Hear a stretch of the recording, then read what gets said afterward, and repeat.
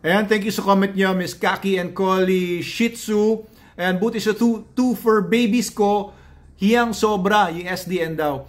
3 to 4 times a day meal nila. Tapos yung poops matigas at less odor, just follow the feeding guide. Kasi, okay guys, ito kasi yung sagot niya doon sa video ko kahapon na meron daw nagpapakain ng SDN, si Mamu Endada ba yun, if I'm not mistaken, na gustong-gusto daw ng mga aso niya. O mas gusto pa daw kaysa sa chicken na dinadagdag niya.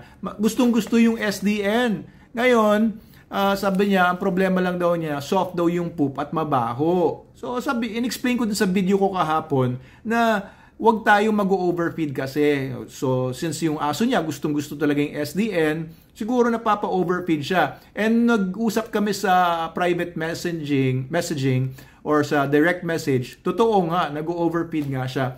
Lumalabas dun sa puppies niya, kailangan parang half cup lang ang kailangan ipakain niya. Pero pinapakain niya more than 1 cup. So sabi ko, bawasan ninyo lang. Kaya sabi nga nito si Miss Kaki and Collie Shih Tzu, Kaki and Collie, sabi niya, just follow the feeding guide. Kasi alam niyo yun nga, pagka pinapakain niyo ng sobra yung aso, mag-overfeed and magkakaroon nga ng soft poop and maaaring bumaho yung pupu. Kasi sobra ang pinapakain niyo. Adult dogs, 1 meal a day lang. Huwag kayo sumobra doon.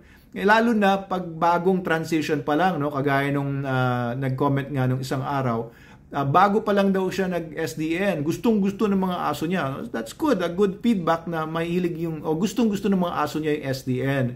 Yun nga lang daw, mabaho yung poops. Pero hindi po dapat mabaho ang poops kapag ka-SDN kasi meron po itong Yucca shigidera na yun po ay nagpapabawas ng amoy ng aso. Siyempre lahat naman ng pupu may amoy kasi may bacteria tayo lahat sa intestines natin, kahit mga dogs, may bacteria na nagpo-produce ng iba-ibang mga gases kagaya ng H2S, hydrogen sulfide, na amoy rotten eggs. Kaya yung pupu po amoy rotten eggs kasi yung hydrogen sulfide po yun. At iba pang mga gases na may mga amoy. Okay, yun po yung dahilan. Kaya pagka nagkaroon ng imbalance yung bad bacteria versus yung good bacteria sa mga bituka natin, ang baho po ng pupu at saka ng mga tot-oots. Alam mo yung tot-oots?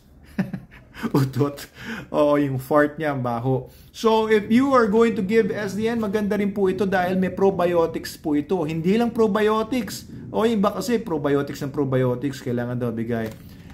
Meron din itong prebiotics. Kung wala kasi prebiotics, puro probiotics lang, baka naman hindi rin tama, hindi rin sapat. Mas maganda kung may prebiotics na, may probiotics pa. Ayan, kompleto po tayo dito kaya hindi po nagkaka-imbalance. Kaya usually, kapag yung mga nagpa-follow sa feeding guide, SDN ang ginagamit, or whether SDN 42 beef, or yung iba pa nating mga SDN like SDN 28, ay hindi po mabaho ang pupu.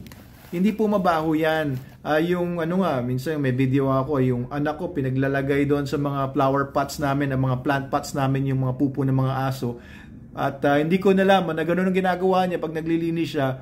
Kasi wala nga amoy yung mga poops. Nakita ko na lang, ba't may buo-buo mga dito, parang lupa, ayun pala, doon niya nilalagay sa mga plant pots namin. Hindi ko mapapansin yon kung hindi ko nakita kasi nga walang amoy.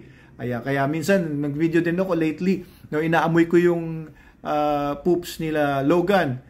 At wala talagang amoy gaano. Meron konting-konti lang naman. Siyempre, lahat ng poops dapat alam natin, malalaman natin may poops. Diba? May amoy. So, thank you Miss Kaki and Collie dun sa inyong comment. No? Totoo po yan. And bukod po doon, kapag hindi po kasi ino-overfeed ang aso sa SDN, maliit lang ang poops. And kung once a day ka lang nagpapakain sa mga adults, 1-year-old pataas, mas matalino sila, mas healthy sila, and mas mahaba ang buhay ng aso mo according sa mga research studies. Yung longest study na ginawa, yun ang naging resulta.